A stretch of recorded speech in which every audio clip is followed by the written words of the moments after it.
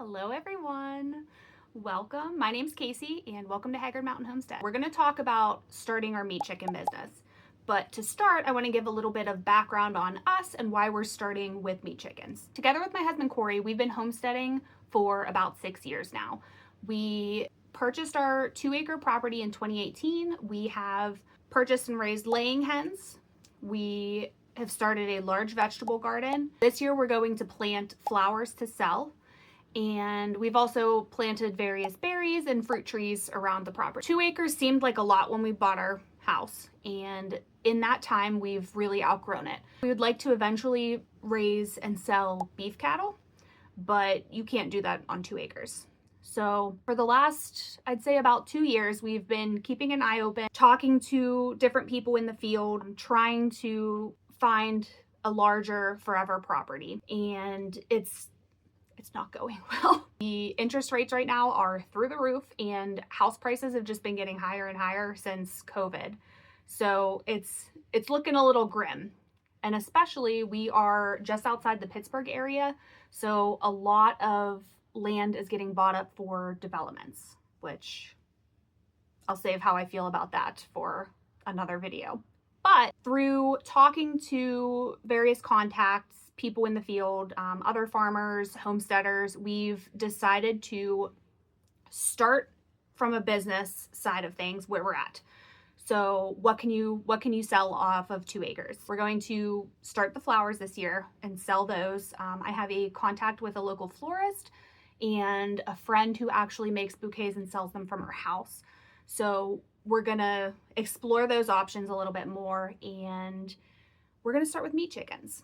Corey and I have raised meat chickens for ourselves. This was before I started social media, so I have a couple like pictures and videos and everything, but I didn't document the whole process because I didn't know we'd be here today.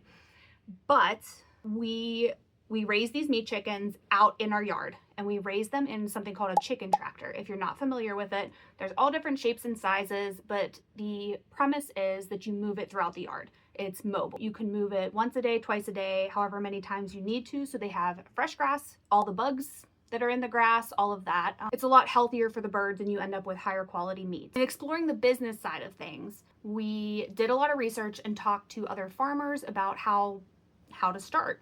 And there's 2 different options in the state of Pennsylvania. I'm not sure if other states have different laws, so take this with a grain of salt and know that it's true for Pennsylvania. But if you live somewhere else, I can't necessarily speak for your state. So look up your specific state laws. In the state of Pennsylvania, you can raise your birds, drive them to a USDA inspected facility. These are specific butchering facilities where they're inspected daily, and the meat that comes out of there will be labeled like USDA. You can sell that.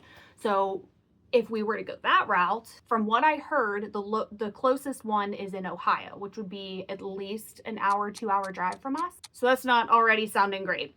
But if we did that, then we could sell at farmers markets. We could sell our birds to a store and they could sell them. You can sell individual packets of, I could sell a 4-pack of chicken breasts. But since we're starting small, we're not going to have that many birds. I want to go with the other option, and that is the custom option. By doing it this way, it's an exemption to those laws that require the USDA licensed facility. And the way that works is you raise your bird, you sell the live bird, the entire live bird, to an individual. Now, I provide them with a receipt, say you purchase this bird, then I am able to either give them the bird and they can deliver it to whatever butcher they want, or I can say, out of the kindness of my heart, I'm going to drive this to the butcher for you. It's processed and then it gets returned to the person who purchased the bird. The butcher in this scenario needs to be a licensed butcher, but you get to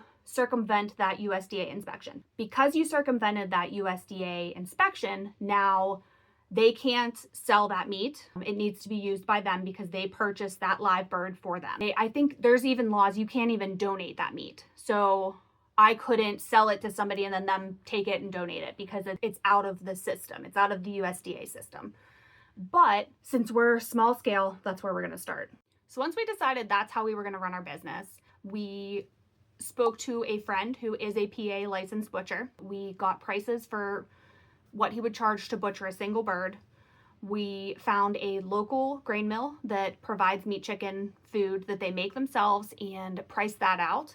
I did a lot of research. I found where we can order our meat chicks from. I got the price for that per chick.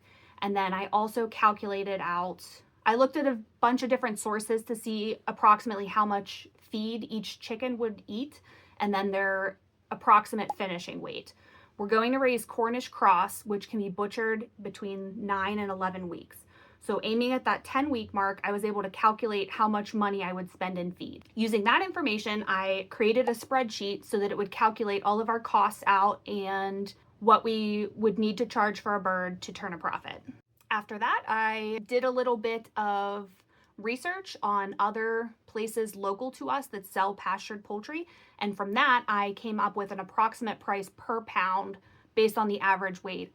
We're just gonna do like a flat rate per bird. I'm not gonna guarantee certain weights just to keep it simple. Because we're just starting out. In the future, I might charge per pound or kind of go from there. But right now we're just gonna do like a flat rate per bird. Just recently, I created our order form, which I'll put over here for you guys. Just so you can see what we have on there. It's just a rough draft. I'm gonna add something on there about it being pastured poultry and what that means, how they're gonna be raised, but I haven't done that yet. So I just wanted to give you guys a little bit of like information on like how this is gonna look. For our first round of birds, we are going to start small. Our current chicken tractor can hold 30 birds. That's what we raised last time for ourselves and it worked out really well. It is 8 foot by 8 foot by 2 foot high.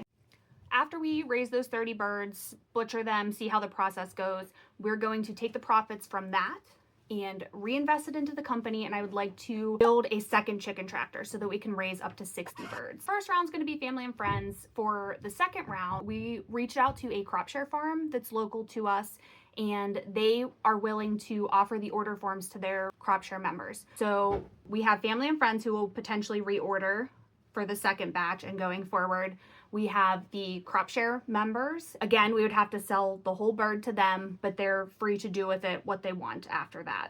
Yeah, so we're just gonna start and go from there.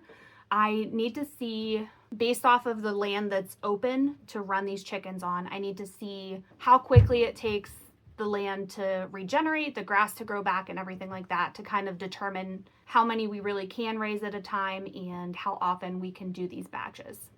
Again, I'm not an expert. We are just starting out, but this is what I've learned and what we've figured out.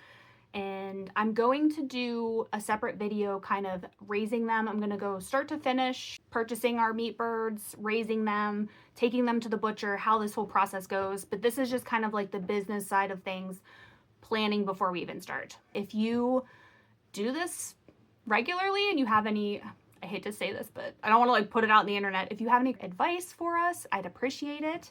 And if you learned something and want to follow along, hit the subscribe, leave a comment, say hi. But yeah, that's really all I have for now. We are very excited to get started and we'll let you know how it goes. Bye.